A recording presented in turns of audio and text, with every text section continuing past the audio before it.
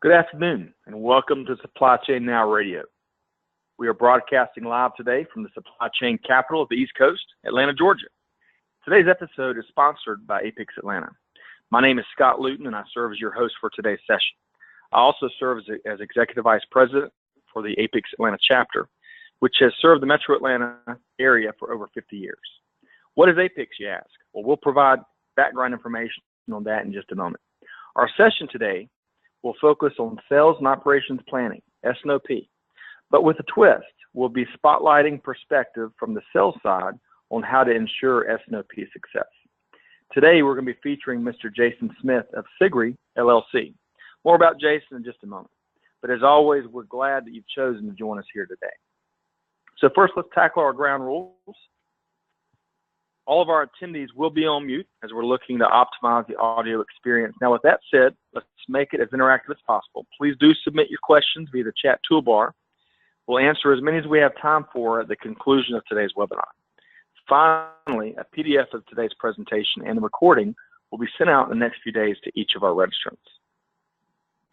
As I mentioned, today's webinar is brought to you in part by the Atlanta chapter of APICS. We have been serving the Metro Atlanta community since 1964 and are almost 700 members strong.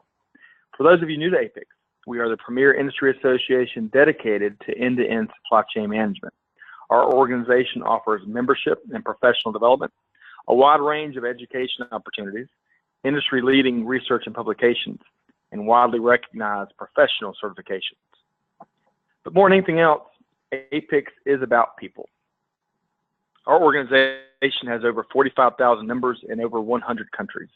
APICS has 195 North American chapters that serve a wide variety of key geographic markets, including our newest chapter in the dynamic logistics market of Savannah, Georgia. You may recognize our leading certifications, such as our CPIM, our CSCP, and the newest, our CLTD. If you want more information on how we can serve you or your organization, please feel free to reach out to us on the APICS Atlanta Board of Directors. We're happy to help.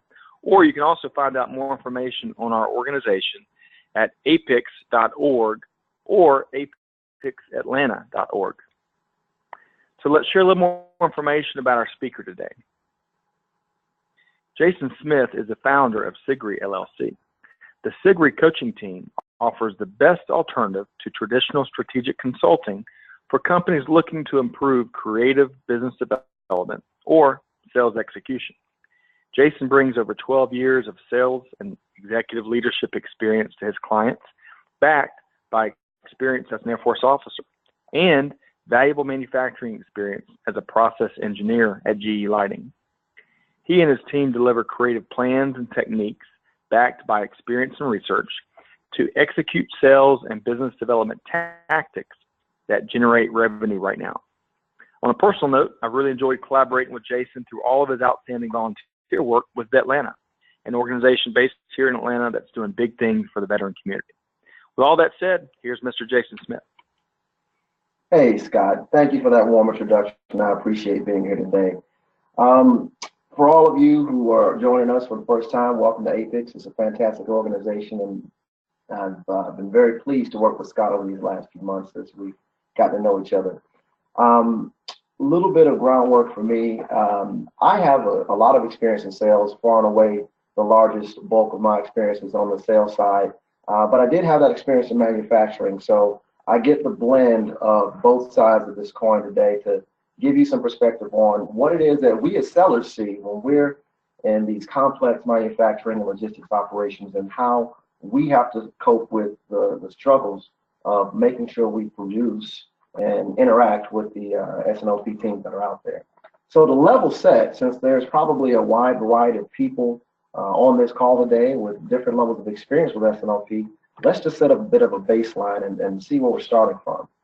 The APICS dictionary defines S&OP as a process to develop tactical plans that provide management the ability to strategically direct its businesses to achieve competitive advantage on a continuous basis by integrating customer-focused marketing plans for new and existing products with the management of supply chain. The process brings together all the plans for the business into one integrated set of plans. S&OP is performed at least once a month and is reviewed by management at an aggregate level. The process must reconcile supply, demand, and new product plans at both the detail and aggregate levels to tie into this business plan. That's a mouthful. And for those of you all who haven't done this before, it seems daunting probably, but let's just take this from the seller's perspective and look at what the seller sees. Let's just focus on the highlights we have on the slide here. To a seller, it's a process for management to integrate sales, marketing, development, manufacturing, etc., reviewed by management once a month. And that's the perspective we come to it with because of a few things I'll cover here in a minute. It leaves the sellers with a disconnected sentiment of S&OP that it does not belong to them. Now, that sounds callous, but why the disconnect? Well, getting a cross-functional process like sales and operation planning right is hard, and the statistics tend to prove it. According to Gartner, 67% of companies cannot get any further than sales stage 2 out of a 4-stage S&OP maturity model. So these low maturity S&OP efforts are generally led by a director level leader who is under an SVP directly reporting to the C-suite. Now, while this is by most experts' advice generally seen as the best way to implement it for the terms of the leadership support that S&OP needs, it can create a gap between the goals of the planning process and the sales reps who have to enable it. Demand planning is arguably the key component of a successful S&OP process. An organization must effectively project demand and establish reasonable organizational budget with a high degree of forecast accuracy. Now, demand planning is a dynamic process. It must be executed effectively for the rest of S&OP to move forward. It's also the most misunderstood and most frustrating of any supply chain planning processes. In some cases, sales forecasting and demand are used interchangeably. However, they're distinctly different processes. The sales forecasting piece is a subset of demand planning and a component of the S&OP effort that, as we will see, is one of the most important factors in making sure the effort is done correctly. An APICS survey recently revealed that the most common key performance indicator to measure S&OP performance is the forecast bias or error. Research showed that low confidence in forecasting or forecastability remains an enduring S&OP difficulty. Improving forecastability increases both forecast confidence and S&OP performance. However, it's a constant challenge hampered by the pressures of communicating forecast needs and data delivery between sales and operations. And it can be really frustrating and stressful for both sides. Some of the best practices of S&OP can put unintended downward pressure on the sales teams to artificially inflate or deflate their forecast. For example, there's a process that you may be aware of called time fencing. It leads to setting deadlines for changes to the forecast. Time fencing, in turn, drives managers to push and pull their sales reps to guarantee forecast accuracy as the deadline approaches. Now, while this may not lead to inaccuracy in the current month, the strain on the client relationship that a sales rep who pushes a deal to close may cause a deal to unexpectedly slip next month or next quarter. Attainment can also be uneven. Sales teams have the full length of the campaign period to mature the forecast and the booked orders. However, when sales is motivated to methodically forecast the numbers, actual sales can be scattered unevenly throughout the period. The bulk of them being aided by promotions, special pricing, and discounting, that kind of thing, occur at the end of the campaign period, leading to that uneven distribution of income. Incentives for under forecasting can also hinder forecast probability and accuracy. This may occur when the organization routinely rewards surpassing forecast values. Combined with the consequences of missing a projected sales quota, there's more incentive to what they call sandbag or withhold the most optimistic possibilities rather than risk exposure to that public failure. Open communication with sales at all levels, as well as allowing them to have a say in the trusted S&OP process with senior leadership, it helps to create effective S&OP processes. So, what things can be done to improve the sales aspects of both demand planning and sales execution to make S&OP successful? We have identified 5 main things to focus on to make incremental change. In this presentation, we will address the 5 ways that taking the seller's perspective can improve S&OP execution. Utilizing sales operations, improving your sales process, investing in enabling technology, creating an S&OP team organization, and focusing on change management. Unfortunately, none of these things can be improved overnight. They all need specific focus over time to make positive improvement. So what follows is a list of sales-focused steps that can be taken, compiled from various industry experts, and an explanation from our perspective of why we feel they're important. So now let's talk about closing the gap through sales operations, right? There's a growing number of organizations that incorporate sales operations or sales ops teams. Sales ops is a critically important function that can handle work like smoothing the sales process, helping to engage customers with tools and analysis, managing proposals and contracts, handling the CRM for data reporting, etc. Sales ops are often non-sales analysts who are unencumbered by the daily work of customer-facing roles. This puts them in the ideal position to be the key conduit to sales teams for S&OP efforts. They generally report to senior sales leadership through a separate chain of command than the sellers do. For that reason, they can be called on to do critical things like communicating with line of business leadership, planning territories, training the sales staff on processes and products, helping set sales compensations, incentives, etc. Demand planning is, of course, much more far-reaching than just sales forecasts, but setting and attaining the forecast is the backbone of that whole demand planning process. Furthermore, providing back to the sales team a realistic operation budget that's based on accurate intelligence of what is happening at the seller's perspective is critical to ensuring that results match up with the expectations.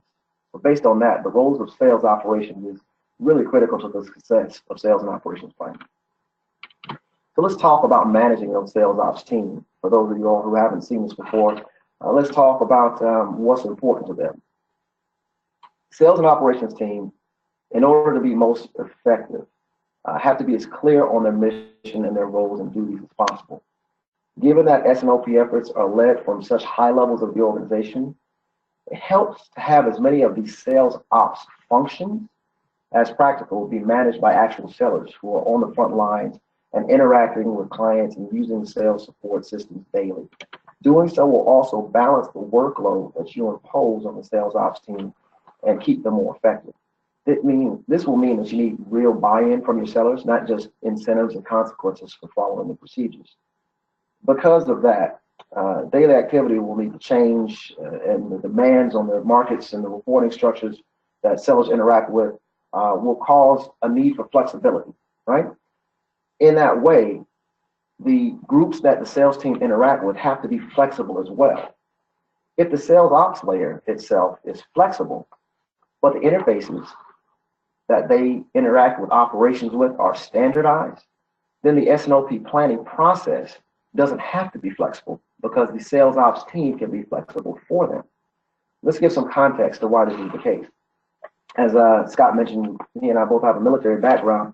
In this book called One Mission, that was written by former Navy SEAL officer Chris Fussell, he describes how his well-structured military leadership in combat zones were confronted with these nebulous, ever-shifting groups of enemies who adapted constantly and placed new demands on the frontline troops. The constant adaptations from the frontline troops that they were forced to make to be successful, just like your sales teams, were increasingly difficult to manage. Now, the organization was forced to standardize what they could and allow those teams of teams below them to move flexibly to match the combat zone. Combat zone, in your case, will be the markets, the clients, the competitors. An effective sales ops practice is the best way to achieve similar scalable and adaptable efficiencies. They do this by providing two-way communication with management for information, reporting, forecasting, and guiding targets and incentives to influence sales behaviors to achieve larger organizational goals, right? Sales ops teams need close attention from leadership as well to ensure they don't become overworked and being a dumping ground for all of the work that sales is unfit or unwilling to do. This is called role corruption, and it's becoming an increasing reality in the sales ops space, and it's something that you need to expect and work to avoid as much as possible. Step number 2, improving your sales process. Take a look at this. Could your team draw out a diagram like this, showing a clearly defined sales process with standardized terminology? I wouldn't be surprised if the answer is no. Many organizations have large and long-running sales teams that generate a great deal of revenue. Many of them have operated for years without a clearly defined process, relying on heroics from all parts of the organization to make deals happen. Now, once sustainable, predictable revenue and manageable growth become priorities, the flaws of this approach become very apparent. Companies may forecast today, but they may have no insight into what activities are driving success or causing misses. Most often, these organizations celebrate heroics and heroes are rewarded. Metrics are only scrutinized when bad things happen, and more than often than not, metrics are inaccurate, misleading, or simply measuring the wrong thing that didn't matter. Greg Popovich of NBA fame became famous because he built systems that were elevated above all other heroes. His organization was taught to play team ball, and they won championships doing it. The system was celebrated, not the hero. Hollywood has immortalized the data-driven management plan that led the Oakland A's to the most unlikely success in recent history by tracking and driving metrics that mattered in both good times and bad. The data did the planning, not hunches. Both of these examples illustrate aspects of winning sales processes for all teams. Be sure that all leaders are data-focused and process-driven. No operations planning system can interact with a sales force that is not adequately systematized. So how do you go about changing or creating a sales process? Most people in the operations world have not done it, and most of the senior business leaders in these companies don't come from the sales world. Rather than discussing exactly what a sales process should look like here in this presentation, let's just talk about what you as an S&OP leader should think when you're trying to implement changes for sales. Let's just look at the basics. First and foremost, utilize a sales ops team. They will be the liaison for interacting and extracting information about the current state of your sales process so that you can make recommendations. They are also the trainers and advisors to help implement the recommendations you make. We didn't spend the whole first section of this presentation explaining them for nothing. It's important to make it easy for salespeople to participate and contribute in the planning the sales processes. Sales positions are different from operational and analytical jobs that have more structure and have more continuous flow of work and volume. Sales professionals are also under constant pressure to deliver sales growth. Therefore, imposing a process on them is more disruptive than it is for other roles. It's better for a new sales process to develop organically from trial and error with input from trusted advisors and sales experts. Be sure to bring both sales and sales ops to the table at the same time to develop these changes, because sales ops will help to manage the plans and the changes that sales will need to execute. To that end, no business process should ever be sacred or set forever. As part of a cross-functional team, should be sure to make sure that the changes can be made in the future. Expectations regarding the process evolution should be well communicated. Everyone should understand that there will be some give and take, and that the processes will change over time, and those process changes should be grounded in business requirements. Put the financial resources where they need to be. Unfortunately, sales ops is sometimes seen as a cost center, and so when the chips are down and money is tight, sales ops funding is often among the first to be cut. For the sake of a successful S&OP process each month, protect those investments. Training and best-of-breed software tools may come with a large investment, but the return on those investments have so much more impact on the profitability of the business, they deserve a top shot in your budgeting process. That's a good segue into the technology itself. Me, I had a lot of time at IBM and Red Hat and working in complex IT sales, so this is something I've spent a lot of time in my career on. Now, every company needs to forecast, demand, plan operations and supply, and integrate that with their financial planning systems. Still, plenty of these companies have not spent the time and the money to implement some kind of forecasting software to support their demand planning process. There's a report called the S&OP Pulse Check 2015. It found that 62% of the respondents think that there's not enough innovation in S&OP software systems, and 64% think that not enough coordinated innovation in the in the S&OP process itself. Now remember, these technology systems are purpose-built for collecting and aggregating forecasting information and integrating all that information into the supply chain and connecting with financial planning systems. They're also good at statistical forecasting based on historical actuals. However, they are not a substitute for the processes that your people should understand clearly with or without the software in place. That same 2015 study said that 68% of those respondents also said that behaviors and processes were not addressed enough in their S&OP implementations. So ultimately, these applications should improve the ability of your people to do their jobs, not enable them. A few takeaways for you as you go and select technology. Try to match the software with the configurations of your actual processes. For instance, if you have an 18-month rolling forecast, then make sure that your software is set up for an 18-month window in the system rather than the 12 months it came configured with from the beginning. For sales input, make sure that the views and the forecast map to exactly the way you actually collect and manage that relevant data. For example, if it's broken up by customer or by product family, then make sure the software can support that. It's also important to make it quick and easy for salespeople to find and update their own slice of the pie with a personalized view.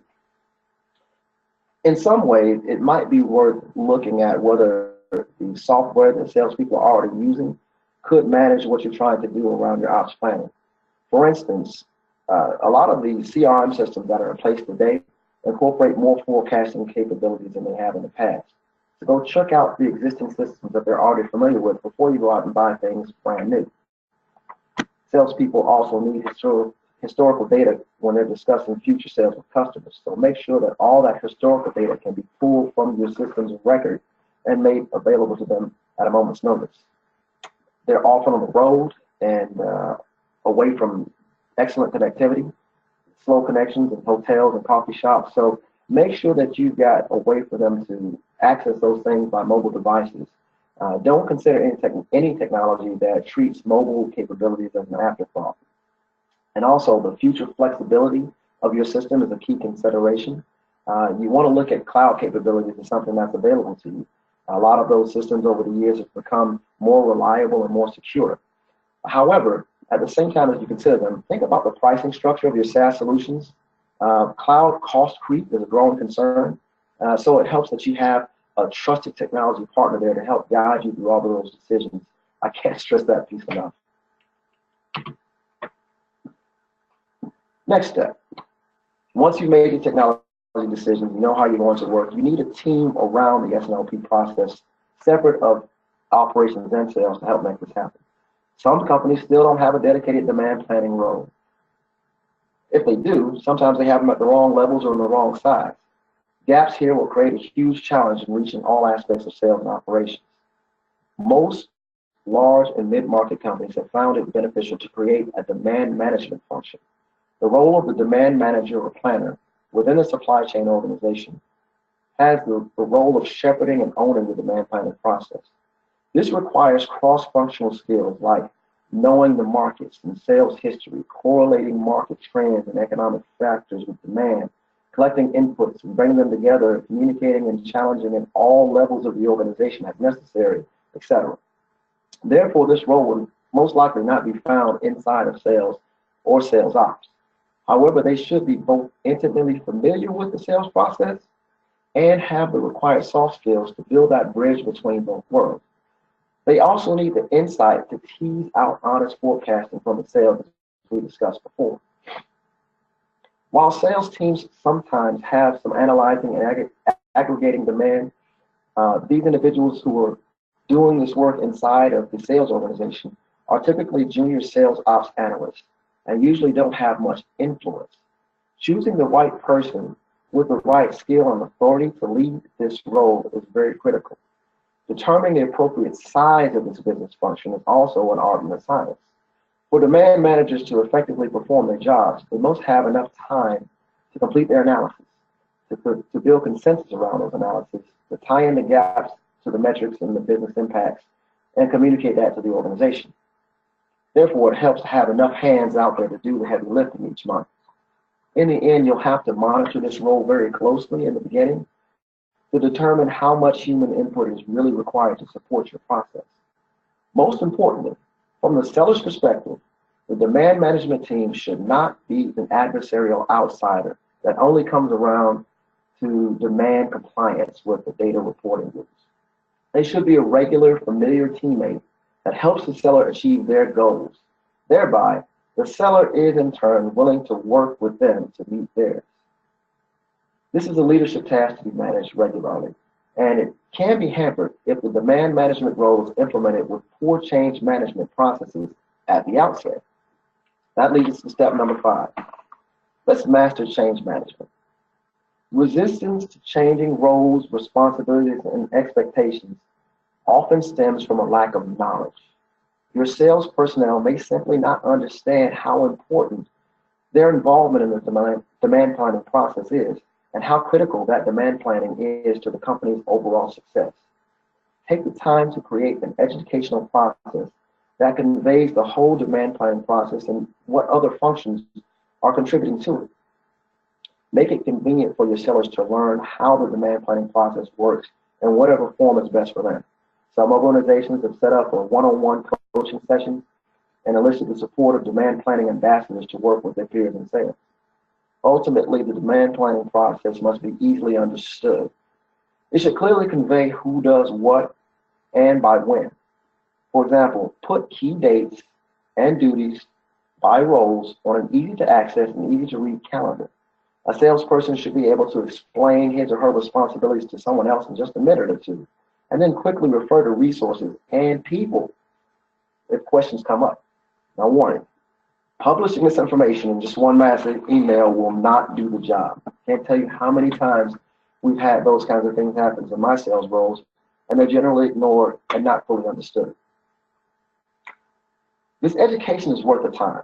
Each seller needs to really believe, not just understand, that the forecast is what operations uses to actually meet the promises that the sales organization makes, keeping the company competitive in the marketplace and helping the seller earn income.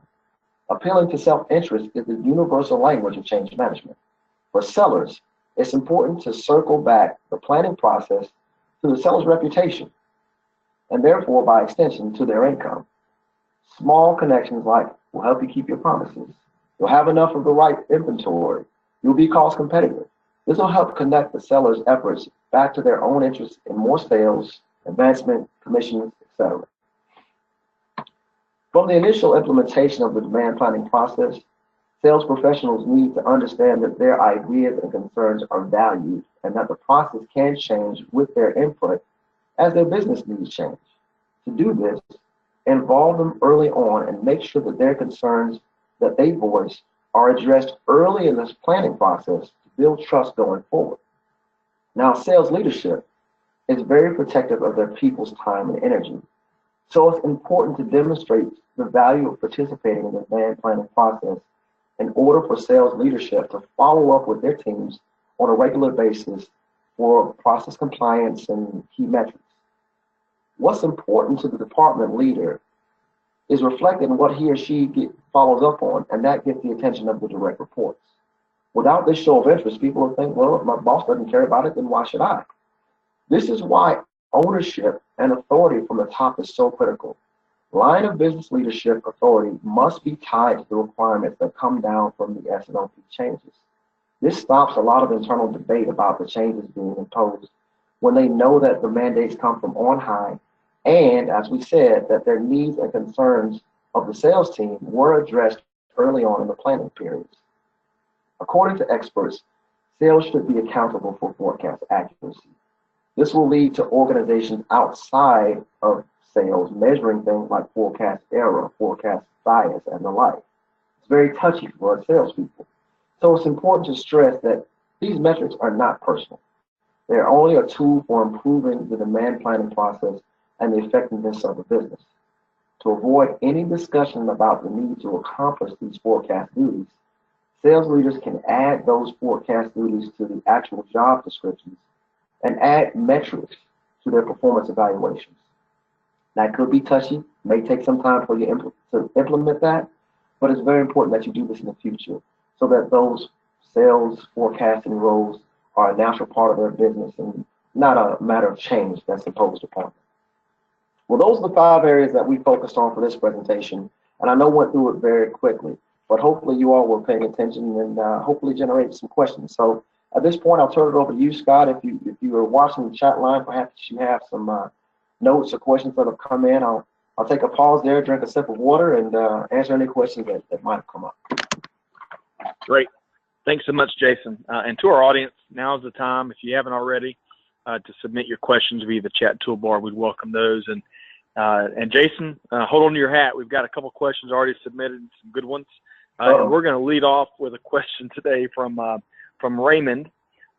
First question, please tell us more about why forecast trust is difficult. Raymond goes on to say, from the operations perspective, tracking and knowing what you expect to close should be simple. So why is it so tough to communicate forecast accurately? No, I get that. And even within sales, that comes up. As a junior rep, that's one of the things you have to work on the most is learning how to accurately show what your forecast is going to be and know what will and won't close. So there's some sales nuance to that.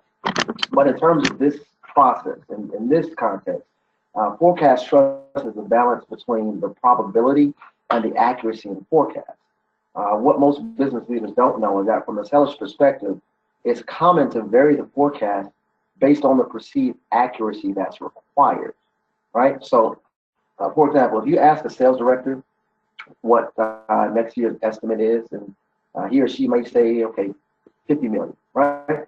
However, if you ask them how probable or how certain that director is in the forecast, their response might be about 75%. Now, follow up by asking that person, what would a 90% probability be? And then that estimate will probably shrink from 50 million down to something smaller. Now, this will trigger all kind of disagreement and distrust among the S&OP operations teams and the people who think that the forecast should be solid. But you got to understand, it's human nature to make sure that the more certain a forecast needs to be, the more conservative and more variable the forecast becomes. And I know that creates concerns for forecasts, and it creates people sandbagging the S&OP participants, and they feel the pressure to defend these high probability forecasts. But team awareness and agreement and understanding why these things occur is important in creating that dialogue and building trust. Does that kind of cover it? Yeah, so great answer. And Raymond, great question. Great question. Jason, our next question comes from Stephanie. She asked, we have a sales ops team and they're really overtaxed. She goes on to say, it seems sales has more time than sales ops to do a lot of the work that sales ops is doing. What functions can be transferred over to sales? Oh, this is a balancing act, really. It's sort of, like I said before, it's an art and a science. Sales op duties are looked at as time thieves from the sales perspective. They don't really help sellers actively drive revenue. Plus, truth be told, sellers are not really that good at them. They really hate them. They're always forced to do these things, but they don't have a lot of skill in that area. The key is enabling sellers to do directly as much input as possible for the critical data that S&OP needs for their planning processes in real time. If they can do this with as little change to the normal patterns of behavior of sales, it really improves their ability to take workload off of the sales ops team. Now, this goes back to what we discussed about software. The sales tracking tools, usually tied to CRM, are the key to really getting sales to alleviate their sales ops work, because they can input everything in real time. Helping them track what they are doing in real time as accurately and intuitively as possible helps them to put data in the system that sales ops can then go and grab and know that that data in the system already has a high degree of trustability, and it can save sales ops time from having to go to each sales rep and communicate with them directly for reconciliation.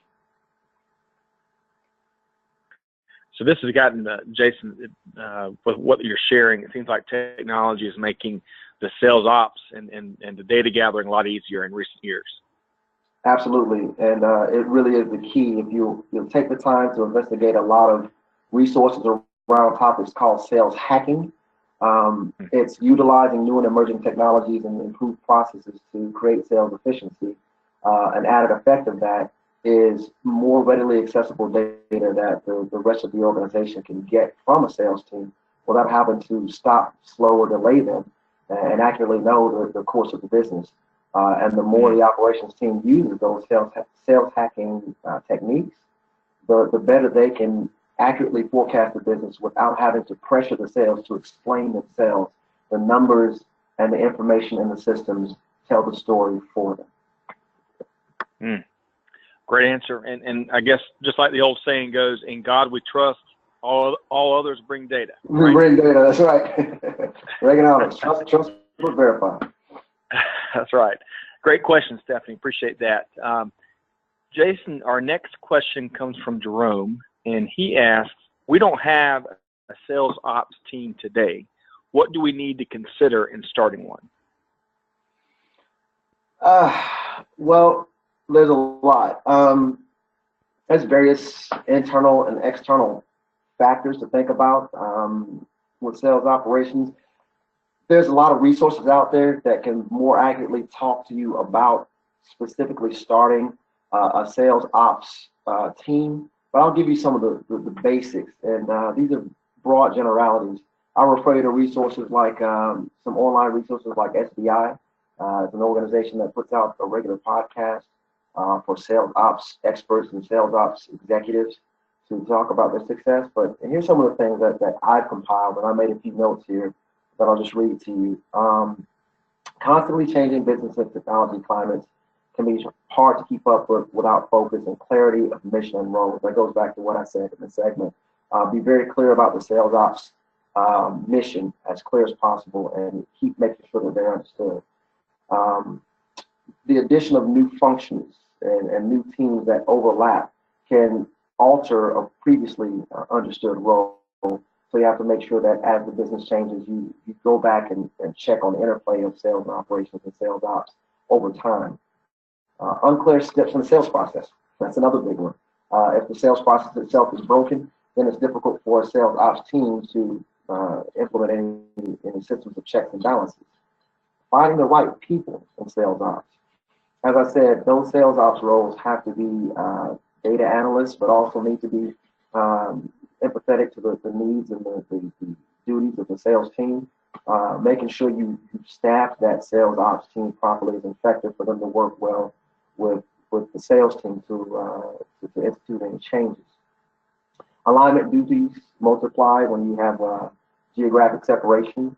If sales and sales ops don't get to see each other or touch each other, especially in national or global companies like that, that can hamper the ability for them to work together. Again, I wrote down lack of proper technology, making sure all those technology features are aligned so that everyone can communicate. I've seen examples where the sales ops team is on a completely different system than sales is, and operations is on something completely different than everyone else, and then finance is on something completely different as well, and the integrations aren't there. So it's human processes to transfer and connect everyone. That's a huge step. And the last one is, again, in tough economic times, it's investments in both the technologies, but also the people through training and bonuses and benefits and taking care of those sales ops teams that get constrained. And, you know, the people and the processes and the tools that you use are important.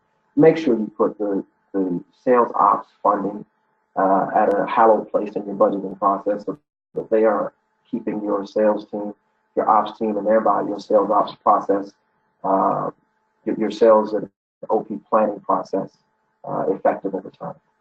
So I'll stop there. Great question, Jerome. Appreciate that. And Jason, as a quick follow-up, I know CIGRIE does a lot of consulting across the board, but is one of the things you help organizations with is building out a sales ops team? Well, absolutely. And more importantly, we work from a tactical perspective, helping organizations in sales pick up those duties I talked about that take work off of sales ops teams. And in organizations where there is no sales ops organization in place, we can create for the organization a plan to set up a sales ops organization. I generally introduce the sales ops functions through the role of inside sales to do something called sales enablement. Sales operations is more data-driven. Sales enablement, which a lot of people get from roles of inside sales, takes a lot of the workload off of filling the pipeline for the sales team, that's your closers. And we help set up processes for sales enablement through that inside sales role, and thereby gathering the data and taking on sales ops roles around those tactical plans that we develop. Okay, terrific. It's good to know. Great question again, Jerome, and appreciate your perspective on that, Jason. So looks like we've got 2 more questions here. The next question comes from Maria. I have never done sales and can't critique our veteran sales team's process. Do you have a checklist of what they should be doing? Well, that's very subjective, right? It could be based on a lot of things like your industry and your markets and who you want to serve. So I can't really give you a checklist, and certainly couldn't do it in abstract here on this call. But it really has a lot to do in a general sense on some of the things of how you integrate sales and operations teams for sustainable and manageable and scalable processes. And I encourage you to follow up after this with some of the tons and tons of resources that are out there. You can really educate yourself to a great deal online. And if you want to reach out to us, we can definitely talk to you about what you need to understand in a smaller consultation. But some general things, just be very clear on the mission and the objectives. Consistently communicate them so that all of the oars are rolling in the same direction. Have a consistent process of reviewing the functions and the roles for optimal alignment. So not just a consistent process of doing your S&OP planning or a consistent process of the sales itself, but a review process of when and how you're going to review the sales roles so that they can come to the table and explain and defend themselves as to what it is they do, so that everyone is tied to the same missions and goals. Consider rotating people in and out of sales and sales ops, letting people who are doing sales enablement one week step into a sales ops role and do some of the data-driven work that we talked about, or perhaps having marketing move in to get some clarity and flexibility to some of those sales roles and see what sales does. Make sure you give sales ops equal footing at the table when you're doing some of the planning processes. A lot of the time, sales ops can give you some insights into what sales should be doing because they have the data to point back to what is and isn't working. That can give you some guidance as well. And on the standpoint of data, go where the data leads you, right? As you start to get data and can see that this isn't working, you have now a footing to make suggestions because you have the strength of the data behind you to make those recommendations. So go where the data leads you. Be willing to challenge the old ways of doing things if the numbers point to other alternatives. And also, if you can do this, even though you're not in sales, try to communicate with your customers. Get input from your customers through regular communications, research, using marketing to get feedback, and let that be a way to make suggestions and recommendations to yourself and integrate what you're doing with what they're doing. And hopefully that can improve the way you're able to make recommendations for them. All right, great question. And we've got time for one more, Jason. And then for those of you that we don't get to your questions, Jason, you welcome offline, compare notes and serving as a resource offline. Would you welcome those phone calls? Absolutely. I'll be willing to talk to anyone at any point. Great, terrific. All right, so our last question today comes from LaTanya. She asked, what is the best way to train sellers to take roles on the demand generation team? Well, that is actually on the edge of my expertise. I work as a process engineer in the lighting industry. So I didn't train sellers to do demand generation. I had to feed in from an operational perspective, and then as a seller, I fed in from the other side of it separately. But I did a lot of research leading up to this, and I encourage you all to reach out to me directly so I can refer you to some of the research I did and get you to some of the experts I consulted on this to follow up more accurately on this for you. But what I did get, if I can hear your question right, you said training sellers to take on demand generation roles. And from what I read, most of the experts agree that the demand management function really shouldn't be someone in a commercial organization. It really shouldn't be someone in sales. To ensure that you have the right level of influence, that reporting relationship should be outside of sales, perhaps part of an integrated supply chain team, reporting to a supply chain director or VP. That's probably best. This is why demand managers would have the ability to challenge senior sales leaders, right? Sales teams might be really dragging their feet and doing some things that are not helping the business. You need someone who has the right level of clout in the organization to reach out and make those challenging calls and really cause that senior leader to take pause and take note of those needs. Larger companies, really big companies, they tend to have several demand managers who specialize in certain markets and certain business units. They have quantitative knowledge and expertise, but they're also collaborative leaders. They really understand the entire supply chain and act to ensure its full integration. So that really isn't someone that is only in sales that could do that kind of role. And also, companies really should avoid putting junior people in these roles.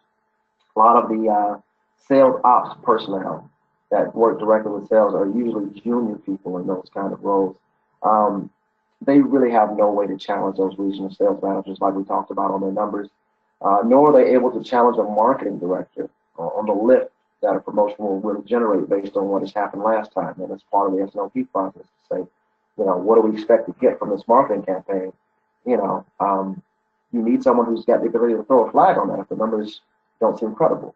It often makes sense to have a more senior person step up and take these roles. And as employees gain more experience, if they're a junior person doing some of these demand analysis roles, for example, you can slowly move them into this as they develop more acumen and experience, and they can progress on to demand manager or a higher level position. And I really don't think that someone in sales is right to just step in and take that role straight away. It takes some growth and some guidance and some coaching to move into a role like that.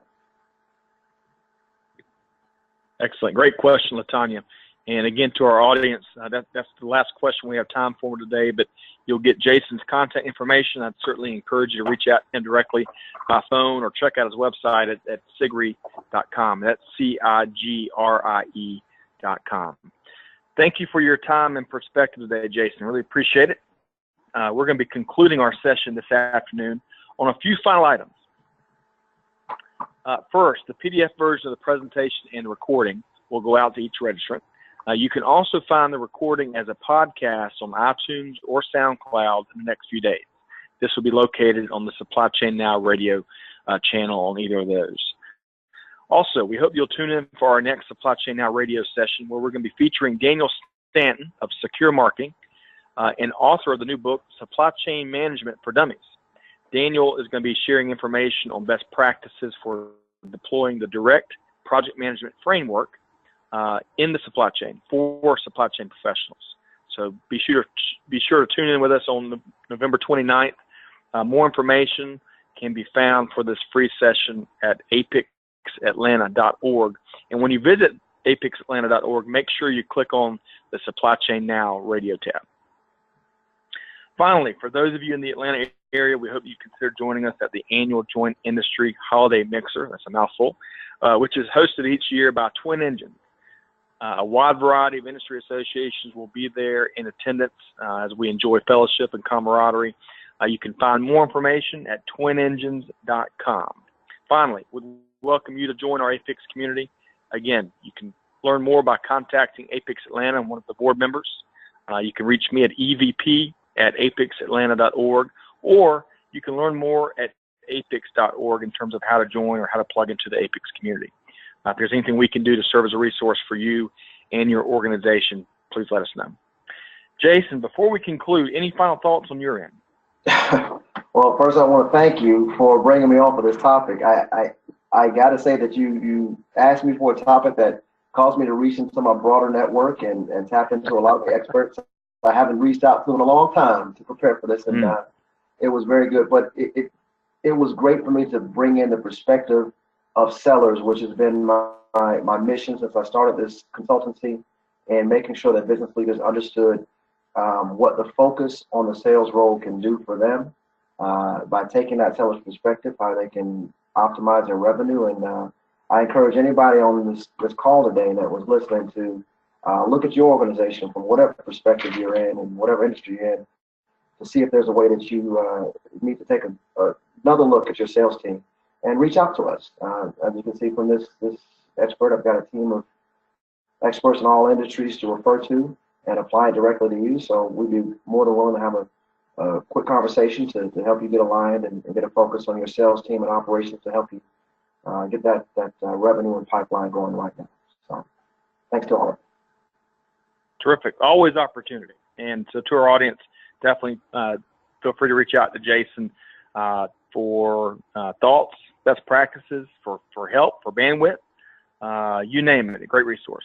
So as we wrap up today, we'd like to give a big thanks to our guest speaker, Jason Smith, for joining us. Of course, a big thank you to our audience for participating. On behalf of Supply Chain Now Radio, this is Scott Luton concluding today's episode and wishing you and your families a very happy Thanksgiving. We hope to reconnect with you again real soon. Thanks, everybody.